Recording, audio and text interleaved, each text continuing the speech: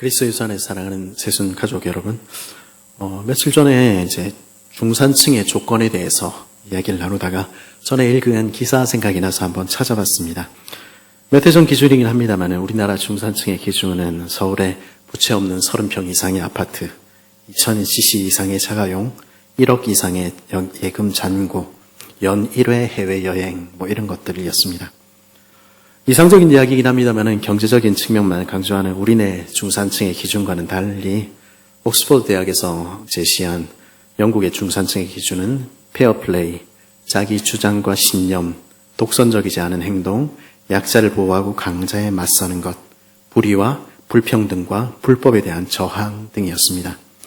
프랑스의 폼피두 대통령이 제시한 프랑스 중산층의 기준은 1개 이상의 외국어, 즐기는 스포츠, 다룰 수 있는 악기, 자신만의 요리, 그리고 사회적 분노에 함께 참여하는 것, 약자를 도우며 봉사활동을 하는 것 등이었습니다. 미국도 비슷한 이야기들이 있었고요. 이런 중산층에 대한 다소 이상적인 기준들이 때마다 강조되는 이유는 우리나라와는 달리 그네들은 단지 물질적인 것만을 추구하는 데 머무르지 않았다는 사실 때문일 것입니다. 자신이 가진 부로서 그저 자신만을 위해 사는 것으로 만족하지 않았다는 것이죠. 더 가치 있는 것을 그들은 바라고 추구한 것입니다. 그게 멋진 인생이라 그들은 생각한 것이죠. 물론 그렇다고 해서 이런 외국의 기준들이 경제적인 요건들을 배제한 것은 아닙니다. 사실을 말하자면 이런 기준들은 어느 정도의 경제적인 부와 지위를 전제하고 거기에 소위 귀족적인 소양을 덧붙인 것이죠. 사실 이런 소양들은 어느 정도 이상의 넉넉한 환경이 아니고는 개인의 노력만으로 갖추기 어려운 부분들도 있습니다. 말하자면 지금 중산층이라는 타이틀이 붙었지만은 이것은 그 사회에서 먼저 된 사람들이 말하는 각국의 엘리트의 전형이라고 말할 수 있을지 모르겠습니다.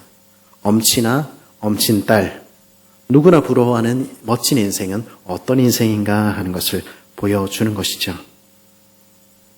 오늘 말씀해 보면 한 사람이 달려와서 우리 주님 발 앞에 엎드려 묻습니다. 선한 선생님이여, 내가 무엇을 하여야 영생을 얻으리까? 문자적으로 직역하자면 영원한 삶을 상속받기 위해서는 내가 무엇을 해야 합니까? 이런 질문이었습니다. 이 사람의 외침은 간절한 것이었지요. 많은 것들을 가졌음에도 불구하고, 많은 것들을 상속받았음에도 불구하고 지금 영원한 삶을 사모해서 영원한 생명을 상속받기 위하여 주님 앞에 나와 외친 것입니다. 생명의 근원으로부터 떨어진 인생은 하나님으로부터 독립해서 내 힘으로 내 뜻대로 사는 우리는 언제나 수고하고 무거운 짐을 지고 있습니다. 그래서 언제나 만족함이 없는 것이죠.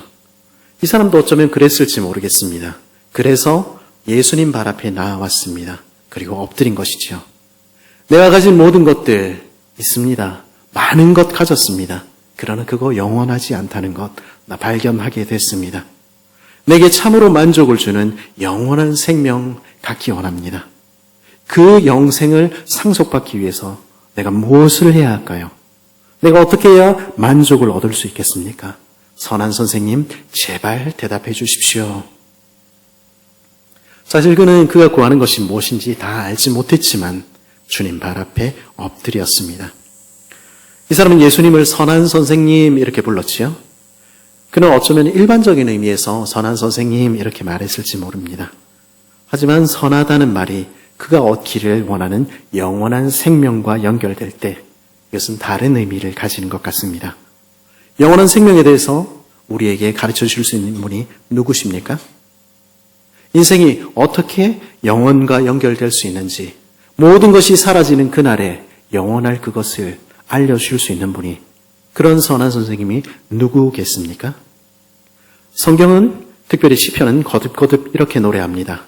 여호와께 감사하라. 그는 선하시며 그 인자하심이 영원하미로다. 오직 한 분, 선하시며 그 인자하신 영원이 영원하신 여호와만이 인생에게 어떻게 하면 참으로 영원한 생명을 얻을 수 있는지 말씀해 주실 수 있는 것입니다.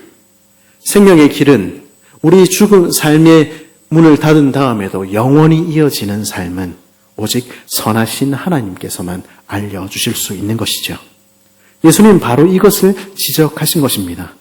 예수께서 이르시되 내가 어찌하여 나를 선하다 일컫느냐 하나님 한 분 외에는 선한 이가 없느니라. 그런데요, 이 사람은 다 알지는 못했지만 바른 분 앞에, 나와야 할 분 앞에 나와서 엎드렸습니다. 예수님은 바로 영원으로 인도하시는 선하신 목자, 선하시며 인자하심이 영원하신 하나님 자신이셨던 것입니다. 그 예수님께서는 그에게 이렇게 말씀하셨죠. 내가 계명을 하노니 살인하지 말라, 간음하지 말라, 도둑질하지 말라, 거짓 증언하지 말라, 속여 빼앗지 말라, 내 부모를 공경하라 하였느니라. 선한 목자인 내가 내게 말한다. 너는 내가 준 계명들 다 알고 있지 않니? 내가 준 명령 무엇이었니? 너는 하나님을 사랑하고 내 이웃을 사랑하라. 내가 그렇게 말해주지 않았니? 그렇게 사는 것이 영원한 삶이야. 그렇게 사는 삶은 이 땅에뿐 아니라 영원까지 연결될 거야. 우리 주님 그렇게 대답해 주신 것입니다. 그러나 이 사람 그 말씀의 뜻이 무엇인지 깨닫지 못했던 것 같습니다. 그러니 만족스럽지 못하지요. 그래서 이렇게 대답합니다. 그가 여짜오되 선생님이여 이것은 내가 어려서부터 다 지켰나이다. 그는 어쩌면 젊은 디모데가 그랬듯이 그렇게 말할 수 있는 사람이었을지 모르겠습니다. 저는 어려서부터 성경을 알았습니다. 그리고 그 말씀을 지키며 살아왔습니다.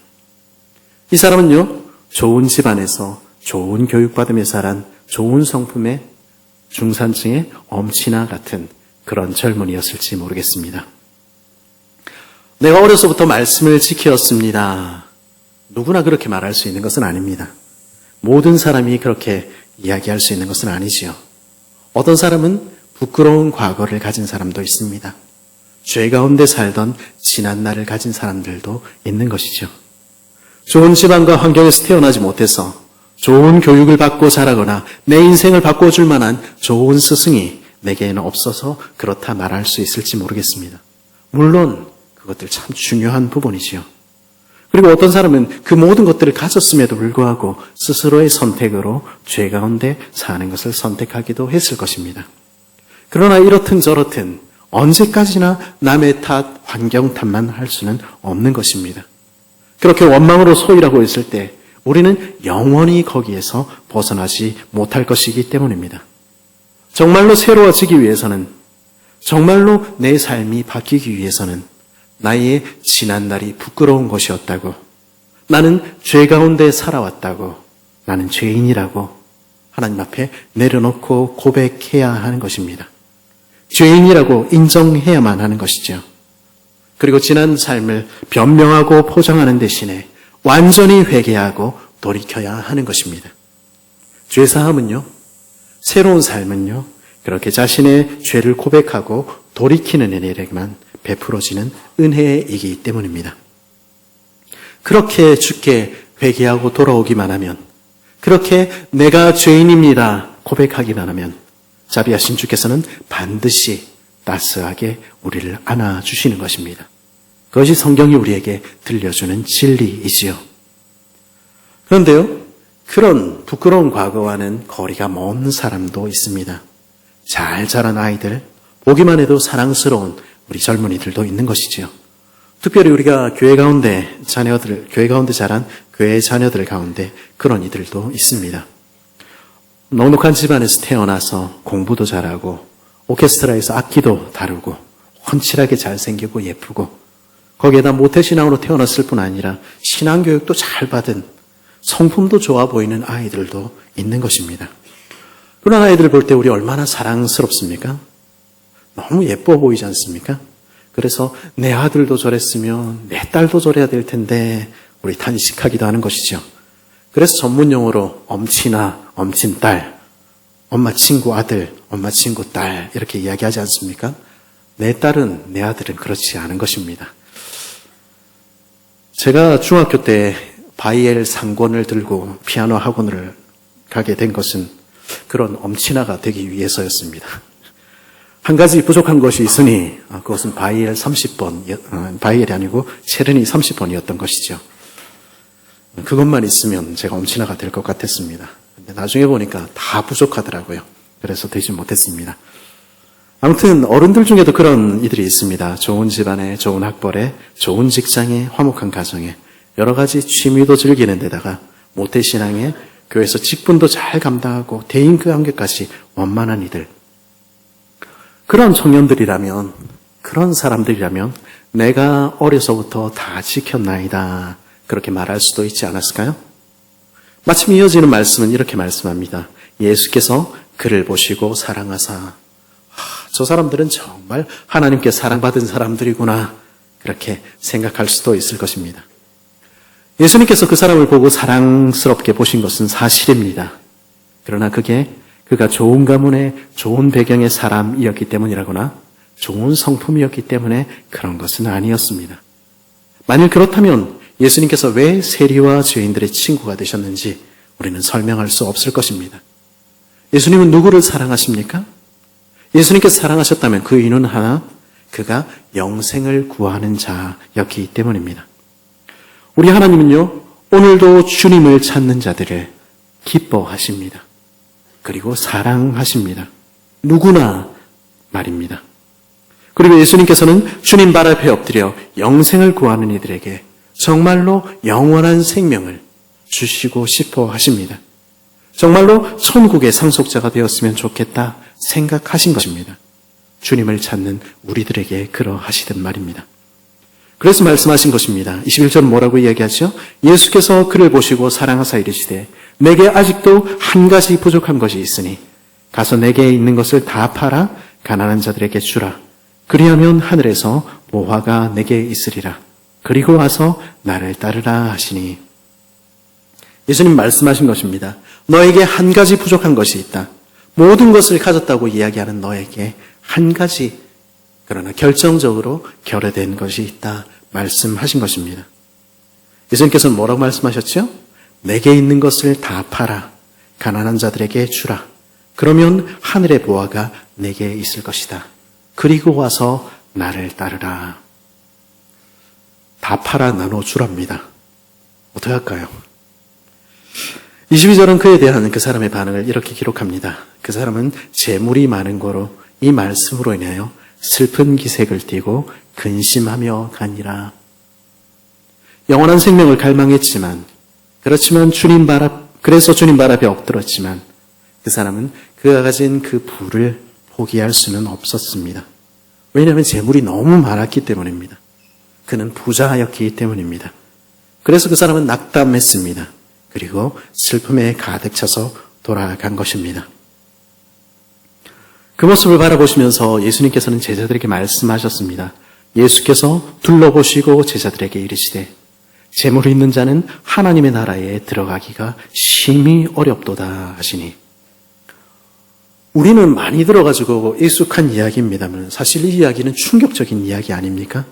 그러면 재물이 있는 사람은 천국에 못 들어간다는 말씀입니까? 이 말씀에 제자들은 깜짝 놀랐습니다. 근데 예수님께서는 한술 더 떠서 말씀하시는 것입니다. 제자들이 그 말씀에 놀라는지라 예수께서 다시 대답하여 이르시되 얘들아, 하나님의 나라에 들어가기가 얼마나 어려운지 낙타가 바늘 귀로 나가는 것이 부자가 하나님의 나라에 들어가는 것보다 쉬우니라 하시니. 얘들아, 하나님의 나라에 들어가는 것이 얼마나 어려운지 낙타가 바늘 구멍으로 들어가는 것이 부자가 천국에 들어가는 것보다 쉽다. 제자들은 이 말씀에 경악했습니다. 그리고 대답했습니다. 제자들이 매우 놀라 서로 말하되 그런즉 누가 구원을 얻을 수 있는가? 그러면 그 사람도 안 된다면 누가 구원을 받을 수 있을까? 이 제자들은 왜 경악했을까요?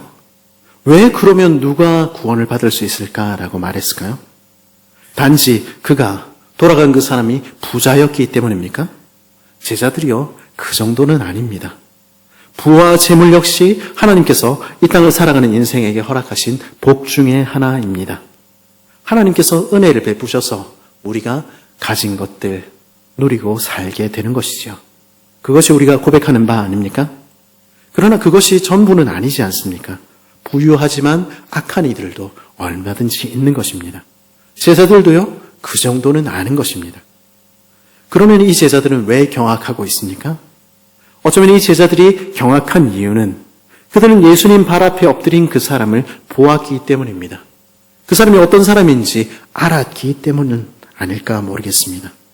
누추한 옷을 입은 자신들과는 다른 세련된 옷을 입고 부유한 그를, 촌스러운 갈릴리 사투리를 쓰는 자신들과는 다른 교양 있는 예루살렘 말 쓰는 그를, 제대로 교육받지 못한 자신들과는, 거칠게 살아온 자신들과는 다른 잘 교육받고 교양 있게 자란 그를, 다른 복음서에 따르면 심지어 젊은 나이에 관원의 지위까지 갖춘 그를, 아마 바리새인이었을지 모를 그를 보았던 것입니다. 그러고서도 그렇게 모든 것을 갖추었으면서도 영원한 생명을 구하며 주님 발 앞에 엎드린 그런 겸손한 그를 그들은 본 것입니다. 제자들은 내심 생각했을지 모르겠습니다. 저런 사람이라면 나도 인정할 수밖에 없겠다. 저런 사람이라면 하나님 나라를 상속받기에 충분하지. 정말 좋겠다. 저 사람은 이 땅에서도 모든 것 다 가지고 먼저 된 삶을 누렸는데 저 천국에서도 먼저 되는구나. 모든 것을 소유하는구나. 제자들은 어쩌면 주눅 들었을지 모르겠습니다. 그러니 예수님의 말씀에 경악하는 것입니다. 저런 사람도 천국에 못 들어간다면 누가 구원을 받을 수 있을까? 우리는 천국은 글렀다. 그러면 왜 부자는 천국에 들어가지 못합니까? 그러면 재물이 있는 사람은 천국에 들어가지 못한다는 이야기입니까? 그래서 교회에다 다 갖다 바쳐라. 주님 그렇게 말씀하고 계시는 것입니까? 실제로 어떤 사람들은 그렇게 가르치기도 합니다. 목사님과 교회에 다 갖다 바쳐야 복을 받습니다. 이렇게 이야기하는 사람들도 여전히 있습니다. 그래서 그렇겠습니까? 제가 가끔 이단 교회를 지나가다 보면 어떻게 그렇게 큰지, 돈이 그렇게 많은지 모르겠습니다. 우리 중에도 가끔씩 사무실로 맛있는 것 갖다 주시고 하시는 분들이 있습니다. 감사합니다. 덕분에 제 배가 자꾸 나오고 있습니다. 하지만 목사에게 바쳐서 복을 받기 위해서 갖다 바치는 분은 안 계시죠? 만약 그렇다면 그거 잘못 생각하신 것입니다.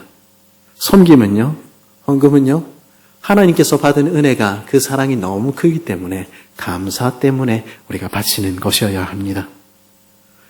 여러분들이 저에게 베푸시는 만큼 저는 여러분들이 여러분 바로 옆에 있는 형제들 자매들에게도 그분들과도 나누어 드시기를 간곡히 부탁을 드립니다. 주께서 갚아주실 것입니다. 돈은 다 필요 없다. 그러니까 교회에 갖다 바쳐라. 예수님 그렇게 말씀하신 적이 한 번도 없습니다. 주님은 네 돈 다 내놔라. 너는 이 땅에서 없이 살아야 된다. 그렇게 말씀하시지 않습니다. 예수님은요, 돈이 없어서 이리저리 손 벌리고 다녀야 되는 그런 분이 아니십니다. 우리 하나님은요, 하늘과 땅을 지으신 분, 온 세상보다 크신 분, 제일 부자이신 하나님이십니다. 그리고요, 만일 모든 사람이 모든 것을 다 팔아 바쳐야 된다면 성경의 부자들은 어떻게 해야 하면 좋겠습니까? 왕들은 차치하고요, 구약 성경에도 신약 성경에도 아브라함이며 바나바며 아리마드 요셉이며 빌레몬이며 우리 수많은 부자들을 알고 있는 것입니다. 우리는요, 부가 그리고 재물이 모든 것이라는 세상의 가르침을 철저히 배격해야 합니다. 그 가르침에서 벗어나야 합니다. 그러나 동시에 우리는 가난한 사람들은 모두 선하다는 나이브한 주장도 벗어버려야 하고요. 혹은 모든 것을 팔아야만 한다는 그런 과격한 주장도 성경의 가르침이 아니라고 인정해야만 합니다. 우리가 부하든 우리가 가난하든 그것이 주님께 가장 중요한 것은 아닌 것입니다. 예수님께서 그러면 왜 이 사람을 향해서, 이 청년을 향해서 모든 것을 팔아 나눠주라고 말씀하신 것입니까? 왜 이 이야기를 가르치며 왜 부자는 천국에 들어가기가 힘들다고 한탄하신 것입니까?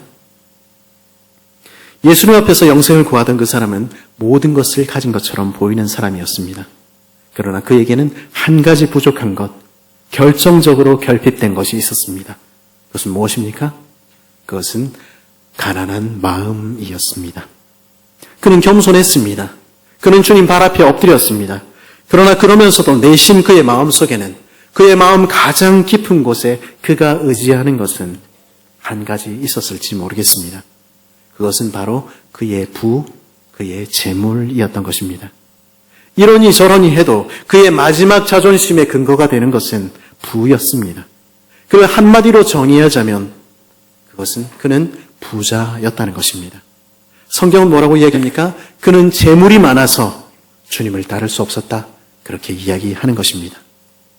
부자가 왜 천국에 들어가기가 힘듭니까? 그 이유는 단 하나, 그것이 그가 의지하는 바가 되기 때문입니다. 그의 어깨를 펴게 만들고 그의 기쁨이 되고 그의 환난 날의 의지가 되는 것이 그가 가진 재물이기 때문입니다. 그런 이들은요, 하나님만 의지할 수 없는 것입니다. 영원한 주님을 얻기 위해서 모든 것을 버릴 수는 없는 것입니다. 왜냐하면 그 부가 그의 마음을 가득 채우고 있기 때문입니다. 그렇게 재물이 가장 중요한 이들에게는, 그 재물이 그의 마음을 가득 채운 이들에게는 결정적인 한 가지, 그 마음에 가난한 빈자리가 없는 것입니다. 결정적으로 하나님만 구하게 만드는 그 영혼의 빈자리, 주님이 아니고서는 도무지 채워지지 않는 심령의 가난함이 없는 것입니다. 그들은 이 땅의 모든 것들보다 저 천국의 보물이 더 소중하다고, 나는 이 땅의 모든 것 잃더라도 그러나 영생을 상속하기를 원합니다. 고백할 수 없는 것입니다. 그것이 성경이 말하는 영원을 얻을 수 없는 부자 이야기입니다. 그들은 이 땅에 사라져 없어질 모든 것들을, 그 부를 놓지 못하는 것입니다. 이것이 비단 물질적인 재물과 부의 문제만이겠습니까? 그렇지 않습니다. 우리가 의지하는 것, 결정적으로 우리의 마지막 자존심의 근거가 되는 것, 나를 정의하는 이름, 여러분에게 그것은 무엇입니까? 어떤 사람들에게 그것은 출신 학교일지 모르겠습니다. 어떤 사람들에게는 그의 집안일지 모르겠습니다. 그를 언제든지 도와줄 수 있는 형제 자매가, 그의 자랑스러운 아들과 딸들이, 그의 남편의 직업이, 나의 사회적인 신분이 그것일지 모르겠습니다. 그것 자체는 좋은 것이지요. 하나님께서 베푸신, 이 땅에서 베푸신 은혜일지 모르겠습니다. 그러나 그것이 우리의 의지할 마지막 반석이라면, 그것이 우리의 마음을 가득 채우고 있다면, 그래서 우리 마음에 주님으로 채워지지 않으면 안 되겠습니다 하는 심령의 가난함이 없다면 우리는 천국에 들어갈 수 없는 것입니다. 우리 손에 그것들을 붙들고 있으면 이 땅에 사라질 때, 이 땅에 불과 함께 없어질 그것들, 썩어질 것들이 우리의 손에서 놓지 못한다면 우리는 영원한 나라에 들어갈 수 없는 것입니다. 그것들을 내려놓기까지, 우리 손에서 내려놓기까지 우리는 결코 주님만을 구할 수 없는 것입니다. 모든 것을 버리고 주님을 따를 수는 없는 것이죠. 제자들은 물었지요. 그런즉 누가 구원을 얻을 수 있는가? 이렇게 모든 것을 가진 사람조차, 그러면서도 겸손한 그조차 안 된다면 누가 구원을 얻을 수 있을까? 예수님의 대답은 분명합니다. 우리 27절 같이 한번 읽어볼까요? 27절입니다. 시작.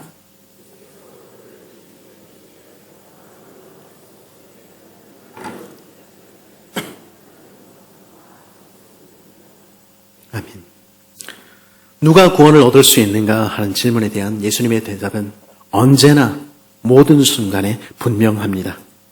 사람의 어떤 노력으로도, 인생이 의지하는 어떤 것으로도 우리는 구원을 얻지 못할 것입니다. 인생은 어떻게 해도 하나님 나라에 들어갈 수 없고 영생을 상속받을 수 없습니다. 그러나 하나님은 하실 수 있는 것입니다. 하나님만이 우리를 구원하실 수 있고 우리 인생의 모든 것들이 사라지는 그날에 하나님만이 영원한 생명을, 썩지 아니하고 불타지 아니하는 나라를 우리에게 주실 수 있는 것입니다. 그러니 다른 모든 것들 내려놓고, 이 땅에 우리가 움켜잡고 있는 모든 것들 내려놓고 하나님만 의지하는 것입니다. 나의 어떤 노력으로도, 내가 의지하는 어떤 것으로도 내가 구원을 얻을 수 없으니 나는 주님만 의지합니다. 나는 나의 의지하던 모든 것을 내려놓고 주님만을 구합니다. 나는 가장 귀한 주님을, 영원한 주님을 갖기를 간절히 원합니다. 그렇게 고백하고 나아가야 되는 것입니다. 그렇게 주님만을 구하며 주님을 의지하기만 하면, 그렇게 예수님을 믿기만 하면 우리는 영생을 얻게 되는 것입니다. 우리가 이 땅에서 부하든지 가난하든지, 우리가 교육을 잘 받았든지 못 받았든지, 우리가 잘났든지 못났든지 관계없이 하나님을 의지하는 자는, 주님의 손을 붙드는 자는 누구나, 주님의 이름을 부르는 자는 누구나 하나님의 나라의 보화를 이 땅에 반짝이는 어떤 것보다 귀히 여기는 자는 누구나 구원을 얻게 되는 것입니다. 영생을 상속받게 되는 것입니다. 예수님의 이 말씀 앞에 베드로가 주님께 말씀드렸습니다. 베드로가 여자와 이르되 보소서 우리가 모든 것을 버리고 주를 따랐나이다. 많은 사람들은요, 이 대목에서 아이고 베드로는 이 상황에서도 깨알같이 자기 어필을 하는구나 이렇게 생각하기도 하는 것 발견하게 됐습니다. 그리고 제자들이 모든 것을 버리기는 뭘 다 버려. 당장 다음 장에 보면은 누가 예수님 곁에 앉을까, 누가 높은 자리 차지할까, 욕심도 못 버리고 있는데 이렇게 판단하기도 합니다. 그러나 정말로 자랑이기만 했을까요? 깨알 같은 자기 어필이기만 했을까요? 제자들이 우리와 비슷하다는 이야기 제가 거듭거듭 말씀드렸습니다. 우리도요, 대체로는 좀 못났고 대체로는 예수님을 잘 못 따릅니다. 그렇죠? 저만 그렇습니까? 그래서 이 땅에 모든 것을 가진 것 같은 사람들 보면은 때로는 주눅도 들고 천국도 저런 사람들 것인가 보다 그렇게 생각하기도 합니다. 하나님이 저런 사람들은 왜 그렇게 사랑하시고 나는 왜 이렇게 조금만 사랑하시는가 이렇게 생각하는 뿌리 깊은 편견도 있습니다. 하지만요, 그래도 우리도요 가끔은 신앙의 결단을 합니다. 그렇죠? 가끔은요 성령께서 우리 마음을 만지실 때, 말씀을 깨닫게 될 때 우리도 멋진 고백하게 되기도 하는 것입니다. 우리는 그렇게 예수님을 따라가는 것입니다. 실패도 하고 낙심도 하면서 저 바닥에서 그러고 있다가도 주님의 말씀을 듣고 깨달을 때, 성령께서 우리 마음 만지실 때 우리는 우리의 수준을 뛰어넘어서 저만치 높은 수준에서 하늘에서 빛나는 고백도 하며 그렇게 걸어가는 것입니다. 그 다음엔 낮아지더라도 그러나 그 고백마저 헛된 것이라 이야기할 수는 없는 것입니다. 아마 베드로도 그렇지 않을까요? 보소서 우리가 모든 것을 버리고 주를 따랐나이다. 적어도 이 순간만큼은 그는 마음을 다하여 고백하고 있는 것입니다. 주님 보십시오. 우리는 이 세상의 부도, 이 세상의 명예도, 이 세상의 자랑도 모든 것 다 버려놓고 주님을 따릅니다. 왜냐하면 우리에게는 주님이 가장 귀한 분이기 때문입니다. 주 예수보다도 귀한 것은 내게는 없습니다. 주님이 아니면 내 텅 빈 이 마음, 가난한 심령 채워지지 않습니다. 예수님 밖에는 내게는 없습니다. 주님이 우리의 전부입니다. 베드로는 그렇게 고백하고 있는 것입니다. 제자들은요, 예수님을 따르는 이들은요, 그렇게 고백하는 사람들입니다. 그렇게 주님만 붙들고 그렇게 사는 사람들입니다. 우리는 그렇게 고백하고 있습니까? 우리의 손을 다 비우고 주님만 붙들고 있습니까? 그런 제자들에게, 그런 베드로에게, 그리고 그런 우리들에게 예수님께서는 말씀하시는 것입니다. 우리 29절 말씀, 30절 말씀 같이 한번 읽겠습니다. 시작.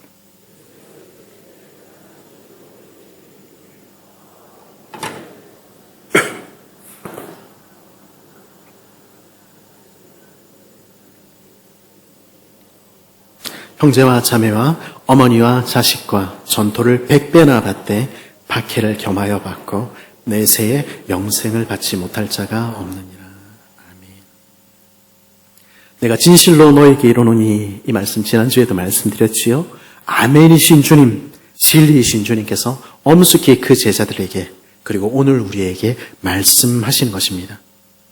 너희가 의지하던 집이나 너희가 의지하던 형제 자매나 너희가 의지하던 부모나 너희가 그렇게 자랑하던 너희 자식들이나 아니면 부동산이나 그 모든 것보다 나를 귀히 여기고 있니?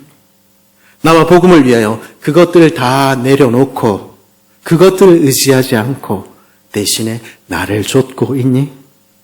너희는 이 땅에서 박해와 고난을 받을 거야. 그러나 나는 그런 너희를 이 땅에서도 지키고 보호하며 복 줄 거야. 나는 너희에게 이 땅에서 주 안에서 새로운 형제와 자매를 주고 새로운 집인 교회를 줄 거야. 그리고 너희는 마침내 땅을 하나님의 나라를 유업으로 얻을 거야. 너희 모두는 반드시 영생을 상속받게 될 거야. 영생을 상속받지 못할 자가 없느니라. 우리 주님께서는 모든 것을 버려두고 주를 쫓는 이들에게 오늘도 분명하게 말씀하시는 것입니다.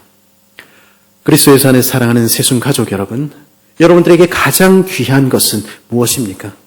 여러분들의 어깨를 펴게 만들고 우리의 기쁨이 되고 우리의 의지가 되는 것은 무엇입니까?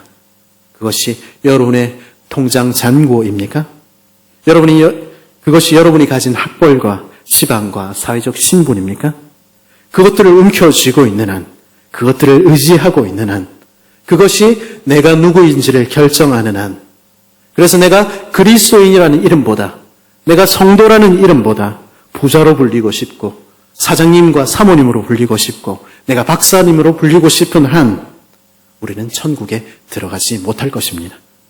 그것들을 다 내려놓기 전에는 주 예수보다 더 귀한 것은 내게 없다고 말하기 전에는 우리는 영생을 상속받을 수 없을 것입니다. 주님의 음성에 귀를 기울이십시오. 그러나 먼저 된 자로서 나중되고 나중된 자로서 먼저 될 자가 많으니라. 이 땅에서 가졌다는 것이, 이 땅에서 먼저 되었다는 것이 우리의 영원한 운명을 결정짓지 못한다는 사실을 여러분이 기억하고 있습니까? 우리는 참으로 영원을 사모하는 사람들입니까?